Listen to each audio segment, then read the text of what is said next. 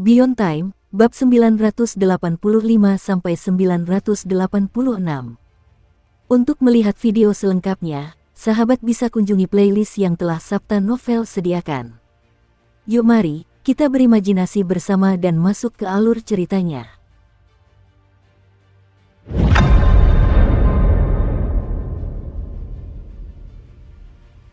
Burung Phoenix yang terbang di atas laut terlarang mengguncang semua makhluk hidup. Pada hari ini, langit di pulau-pulau berbagai ras di laut terlarang tertutup kabut. Cahaya merah tua menggantikan langit. Angin kencang yang berhembus melalui udara menggantikan kekosongan tersebut. Kobaran api yang menyapu permukaan laut merampas kekuasaan ombak atas laut terlarang. Mereka menyerbu ke satu arah dengan niat membunuh dan amarah. Flame Phoenix telah berlayar ke laut. Itu adalah Flame Phoenix. Apa yang terjadi sampai membuat Flame Phoenix begitu marah? Suara-suara kekaguman dan kengerian terdengar di banyak pulau di laut terlarang. Tatapan tak terhitung banyaknya tertuju pada sosok raksasa yang menyapu dunia dan berubah menjadi badai yang menakutkan.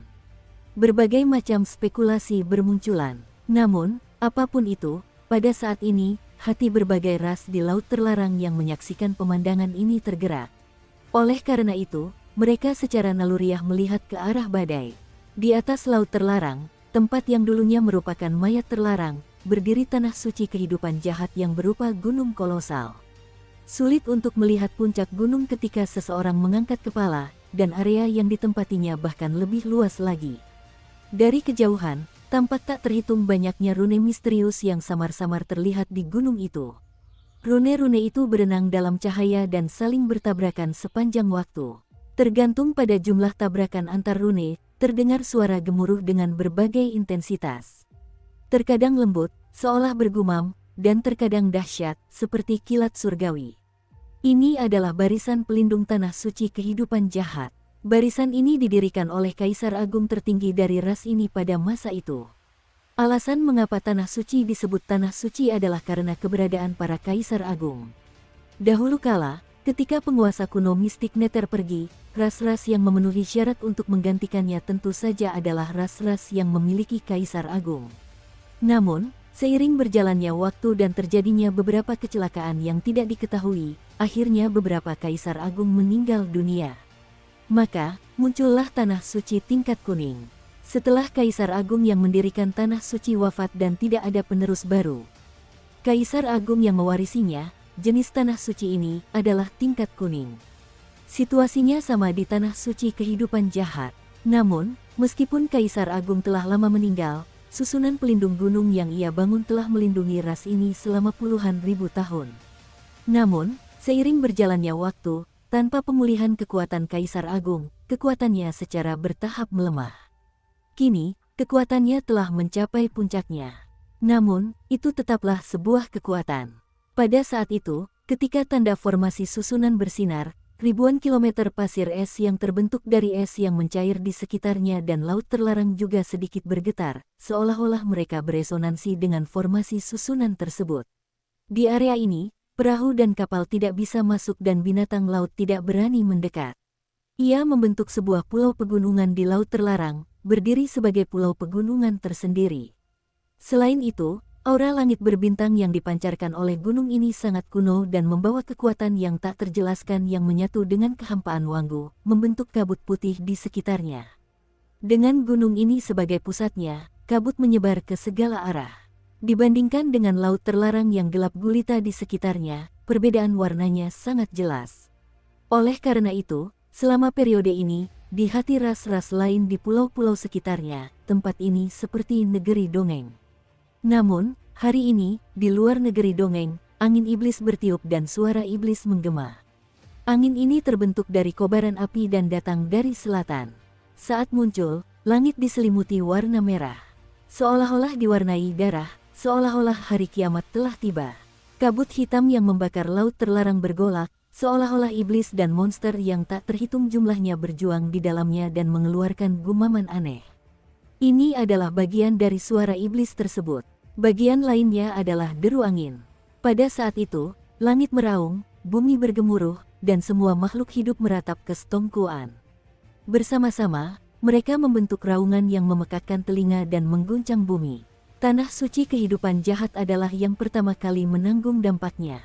Pasir es di permukaan laut sejauh ribuan kilometer langsung mencair. Kabut putih yang menyelimuti tempat ini terbakar dan menjadi bagian dari kobaran api. Kemudian kabut itu dengan cepat tertiup angin, memperlihatkan gunung besar di baliknya.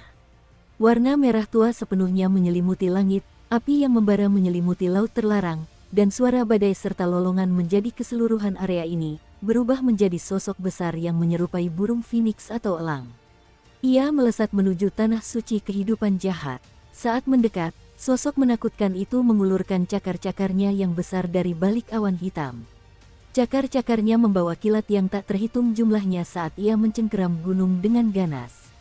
Seolah-olah ia ingin menarik gunung besar ini ke atas. Cakar Flame Phoenix bagaikan tangan dewa saat turun dari langit. Kemanapun ia lewat, kehampaan terkoyak dan dunia bergemuruh. Bahkan laut terlarang pun ambruk. Tekanan mengerikan yang membawa amarah dahsyat seketika menyelimuti sekitarnya. Saat mendarat, kobaran api yang dahsyat membakar seluruh air laut di sekitar gunung. Api dari langit menyelimuti seluruh area di gunung tersebut. Suara gemuruh tiba-tiba mengguncang langit dan laut terlarang. Gunung kehidupan jahat berguncang hebat. Namun, pada saat itu, dengusan dingin tiba-tiba terdengar dari gunung. Sesaat kemudian, semua rune dan tanda di gunung itu terangkat ke udara secara serentak, membentuk penghalang besar. Itu adalah barisan pelindung tanah suci kehidupan jahat. Begitu formasi susunan itu muncul, cahaya beredar, membentuk cahaya gemerlap yang menerangi sekitarnya. Pada saat yang sama, rune yang tak terhitung jumlahnya di dalamnya juga memancarkan kekuatan yang sangat besar. Hal ini menyebabkan pertahanan penghalang mencapai titik ekstrim dan mampu menahan cakar Flame Phoenix. Suara gemuruh mengguncang langit, fluktuasi yang cukup kuat untuk mengguncang sebagian laut terlarang itu langsung meletus. Gelombang dahsyat menerjang dari laut. Pada akhirnya, cakar Flame Phoenix tidak berhasil mengenai sasaran dan malah mencengkeram formasi barisan tersebut. Di dalam formasi barisan, semua anggota klan dari tanah suci kehidupan jahat berada dalam kekacauan. Mereka semua mengangkat kepala dan memandang Phoenix api yang menutupi langit di luar formasi barisan. Saat hati semua orang bergejolak, sosok seorang lelaki tua muncul di puncak gunung. Dialah penguasa leluhur tertinggi dari tanah suci ini. Dia melihat keluar melalui penghalang itu. Dia mengetahui tentang Flame Phoenix dan statusnya di benua Nanhuang. Dia juga memiliki penilaian tentang kekuatan dan kondisinya. Dan sekarang setelah dia melihatnya, penilaiannya tentang kekuatannya pada dasarnya benar. Namun, terdapat penyimpangan besar dalam penilaiannya mengenai kondisinya. Spesies yang sangat langka baik di Wanggu maupun di langit berbintang, sumber ilahinya sangat dahsyat, namun ia tidak memiliki karma dengan Desolate. Ia menempuh jalan seorang dewa, tetapi ia tidak menyalakan api ilahi. Hati leluhur kehidupan jahat pun hancur. Tanpa menyalakan api ilahi, ia hanya mengandalkan sumber ilahinya untuk menyerang susunan pelindung gunung. Terlebih lagi, meskipun tekanan yang ditunjukkannya tidak sebanding dengan platform ilahi atau kaisar agung, itu setara dengan milikku. Bagaimana bisa begitu? Hanya dengan akumulasi sumber-sumber ilahi, hal itu benar-benar mencapai tingkat yang mengejutkan. Dalam hal itu, jika hal itu menyalakan api ilahi, ekspresi leluhur kehidupan jahat sangatlah serius. Kedalaman fondasinya dapat dikatakan tak tertandingi, dan ambisinya juga menakjubkan. Apakah ia ingin mengandalkan akumulasinya sendiri untuk menjadi Tuhan sejati dalam satu langkah saat menyalakan api ilahi? Namun, tubuhnya memiliki kekurangan. Ia terjebak. Suatu keberadaan tertentu telah menjebaknya di wilayah laut benua Nanhuang, mencegahnya pergi terlalu jauh. Apakah itu sebabnya ia ingin mencapai alam dewa sejati sekaligus untuk menembus jebakan ini? Saat memikirkan hal ini, ekspresi leluhur kehidupan jahat itu menjadi muram saat dia berbicara perlahan. Sesama Taois api Phoenix, karena kau ada di sini, meskipun kau sangat marah, kau tetap harus memberiku penjelasan atas hal itu. Suaranya bagaikan guntur, menggema di seluruh dunia luar.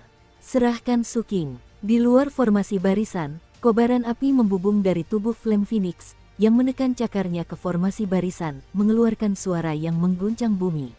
Dunia bergetar karena suaranya. Suking, hati leluhur kehidupan jahat bergejolak. Ketika dia memikirkan masalah kejahatan sementara yang keluar dari pengasingan sebelumnya, dia sudah memiliki jawabannya.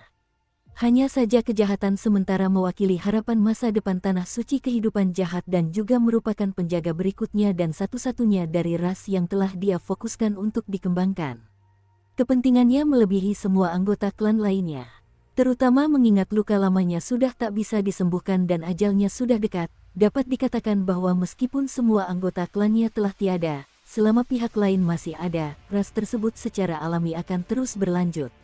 Jika tidak, jika kejahatan sementara binasa, dan ajal menjemputnya, tanah suci kehidupan jahat tidak akan bisa terus eksis.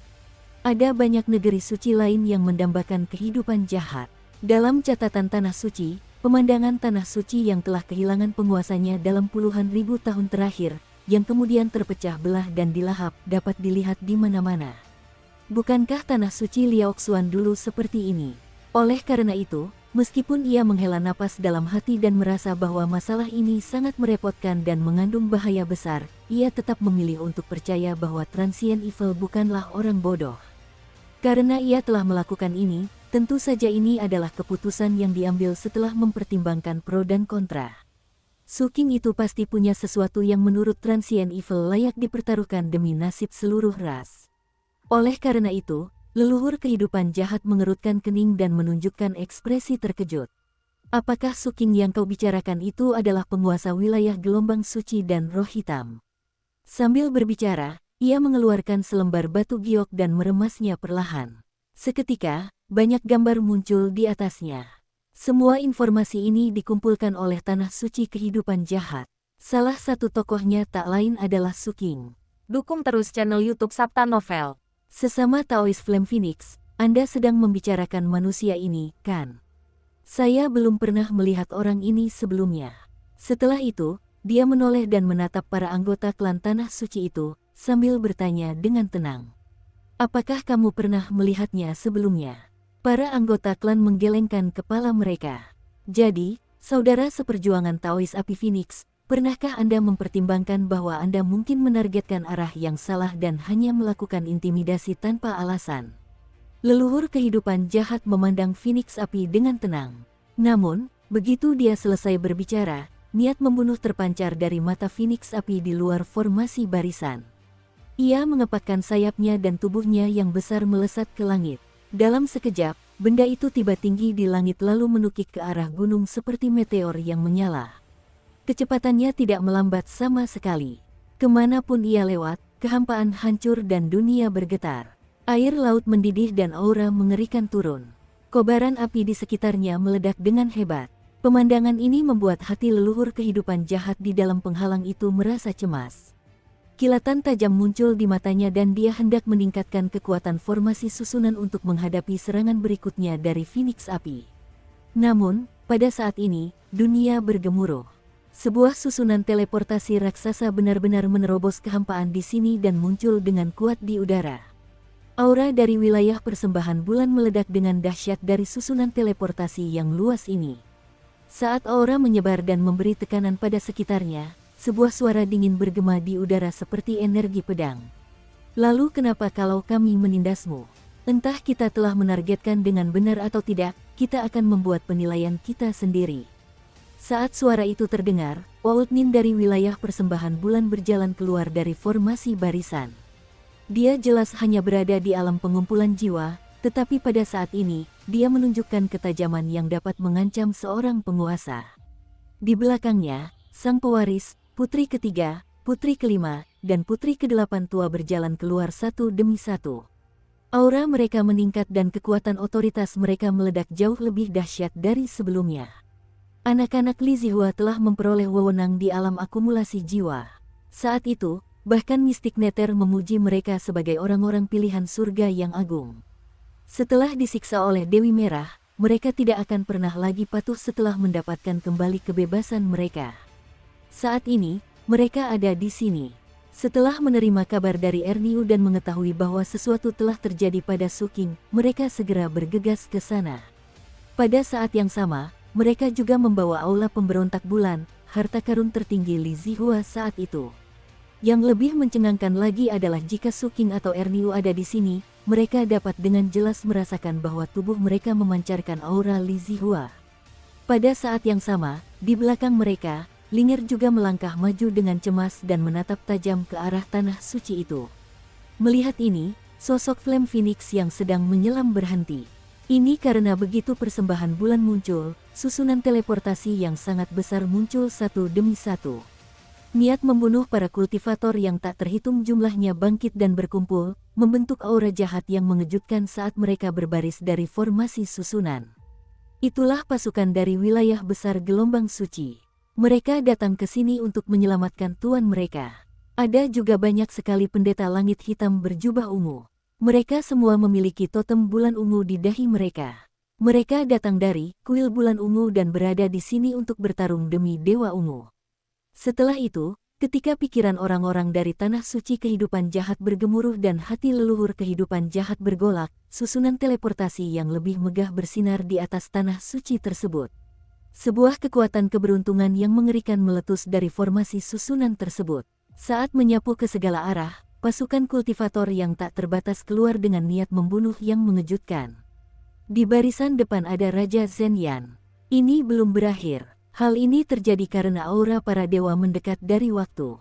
Angin dan awan bergemuruh di laut terlarang, dan langit berubah warna. Langit bergejolak, menyebabkan gelombang yang menyerupai sisik ikan, luas dan menyapu, menyebar melampaui cakrawala yang terlihat. Seolah-olah suatu kehadiran menghancurkan awan dan menyebarkannya seperti kelopak bunga di langit, menghiasi kehampaan. Di dalam awan dan kabut, tetesan embun berkumpul membentuk sungai bernama waktu, gelombang waktu yang bergejolak mengalir dari kejauhan dan berhenti di atas tanah suci kehidupan jahat. Hancurkan gunung ini, hancurkan para petani di gunung, dan hancurkan laut. Tanah suci kehidupan jahat berguncang dan penghalang formasi susunan berfluktuasi dengan hebat. Hati para kultivator terkejut, mereka semua terengah-engah dan jiwa mereka gemetar. Air laut di segala arah benar-benar ambruk, membentuk pusaran besar. Kedalamannya begitu dalam sehingga orang bisa melihat mayat terlarang yang sudah bobrok. Aura yang dipancarkannya sangat mengesankan dan mengguncang bumi. Hal itu menarik semua perhatian di sini. Di tengah perhatian semua pihak, sesosok dewa muncul dari ombak di langit. Dewa ini mengenakan jubah kekaisaran yang terbentuk dari aura ilahi dan mahkota kekaisaran yang terbentuk dari keberuntungan. Ia tanpa ekspresi dan api ilahi menyebar dari seluruh tubuhnya. Pada saat yang sama, aura kematian menyebar dengan pekat. Adapun matanya benar-benar tenang, seperti air yang tergenang. Namun, teror besar tersembunyi di dalam air yang tergenang itu. Tidak masalah jika tidak meletus, tetapi begitu meletus, ia akan langsung memancarkan cahaya yang merusak. Itulah otoritas ilahi dari perang. Dewa yang berjalan mendekat itu tak lain adalah Kaisar Manusia Kemenangan Timur di antara 5 dewa mayat Kaisar Manusia. Ia datang dengan mata tertutup. Saat ia turun, matanya tiba-tiba terbuka, memperlihatkan mata hitam pekatnya. Rasa kehancuran dan kekuatan yang luar biasa meledak dari tubuhnya. Dia menatap tanah suci kehidupan jahat. Di tengah gemuruh tanah suci, suara ilahi dari kemenangan timur bergema dengan dahsyat. Atas dekrit permaisuri perpisahan musim panas, saya di sini untuk bertanya kepada tanah suci kehidupan jahat, dengan melibatkan guru besar kami Suking dalam karma kalian, apakah kalian semua menginginkan kematian bagi seluruh ras kalian? Begitu suara Eastern Triumph terdengar, rasanya seperti kilat surgawi menyambar. Parting Summer adalah gelar kekaisaran permaisuri. Semua kultivator kehidupan jahat di tanah suci merasa ngeri. Hanya leluhur kehidupan jahat yang mengerutkan kening dan hendak berbicara. Namun, pada saat ini, di sungai waktu di langit, gelombang bergemuruh dan sungai itu seketika berubah menjadi hitam pekat. Sebuah perasaan dingin tiba-tiba muncul. Mayat-mayat yang tak terhitung jumlahnya muncul di sungai yang panjang itu dan mengeluarkan ratapan yang menyayat hati. Mayat-mayat juga ditemukan di laut terlarang. Mayat terlarang bahkan lebih terguncang. Seolah-olah ada tanda-tanda pemulihan. Hal ini karena kegelapan yang turun berasal dari otoritas ilahi dunia bawah. Di bawah selubung aura kematian ini, langit berubah menjadi air sungai yang hitam pekat dan sesosok dewa muncul. Dia juga mengenakan jubah kekaisaran yang dibentuk oleh aura ilahi dan mahkota kekaisaran yang dibentuk oleh keberuntungan. Orang yang datang adalah Kaisar Manusia Perang Mistik. Begitu dia muncul, kekuatannya meluap ke langit. 2 dari 5 dewa mayat kaisar manusia dari umat manusia telah tiba.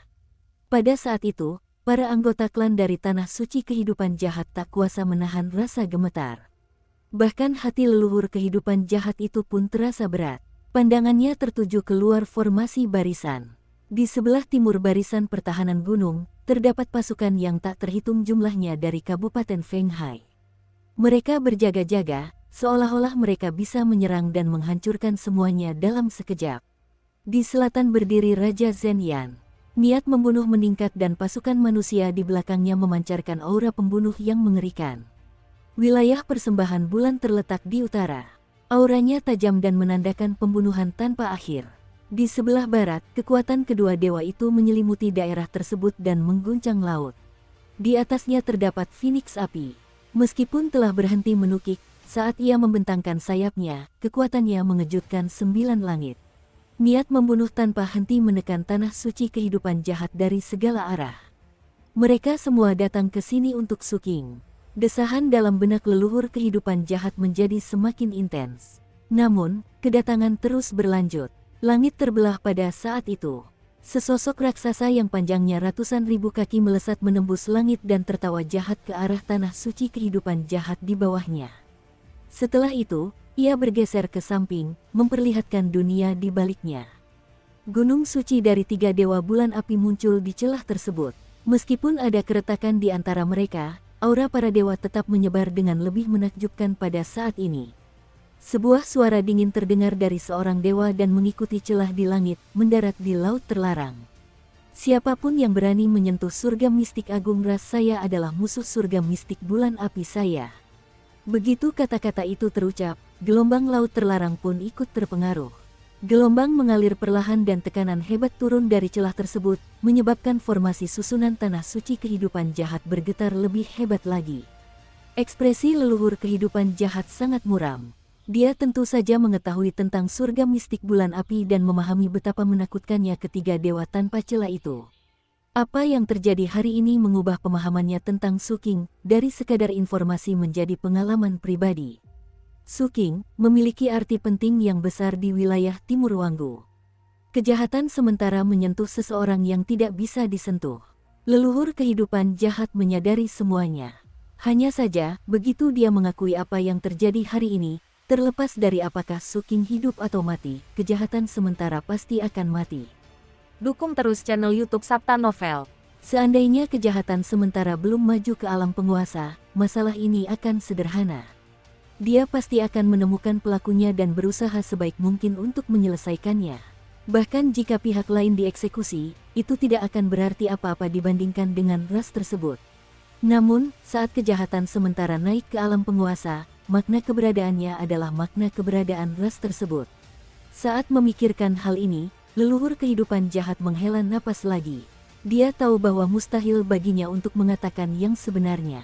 Apapun yang terjadi, dia, yang tidak jauh dari akhir hidupnya, harus melindungi kejahatan sementara. Ini adalah pilihan paling bijaksana di tengah ketidakpastian. Kejahatan sementara, kuharap pilihanmu tepat. Leluhur kehidupan jahat bergumam dalam hati. Setelah itu, dia menarik napas dalam-dalam dan memandang berbagai pihak di luar sebelum berbicara. Sebagai leluhur tanah suci kehidupan jahat saat ini, aku bersumpah demi Dao. Aku belum pernah melihat Suking yang kalian cari. Masalah Suking tidak ada hubungannya denganku atau tanah suci ras kami.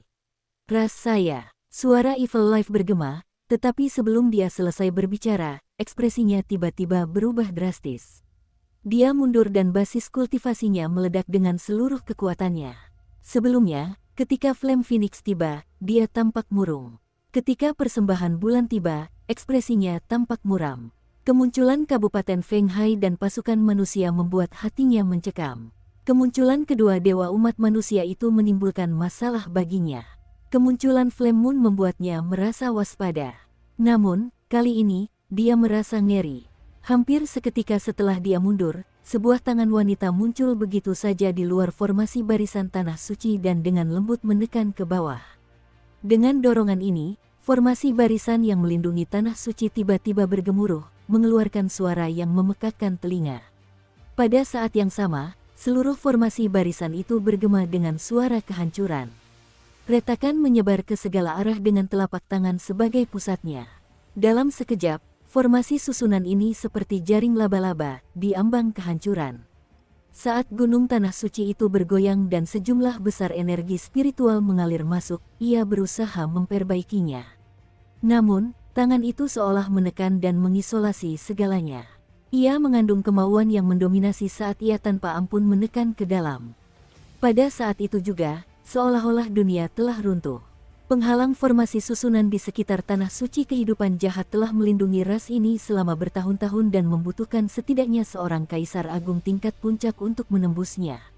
Namun, erosi waktu telah melemahkan kekuatannya, dan tanah suci kehidupan jahat belum pernah melihat kaisar agung lainnya selama bertahun-tahun, sehingga sulit untuk mengisi kembali susunan tersebut. Oleh karena itu, pada saat ini, kekuatan dari tangan itu akhirnya menyentuh titik kritis dari formasi susunan ini. Setelah itu, formasi susunan tersebut seperti cermin yang pecah berkeping-keping. Di tengah suara-suara yang mengejutkan, benda itu langsung meledak.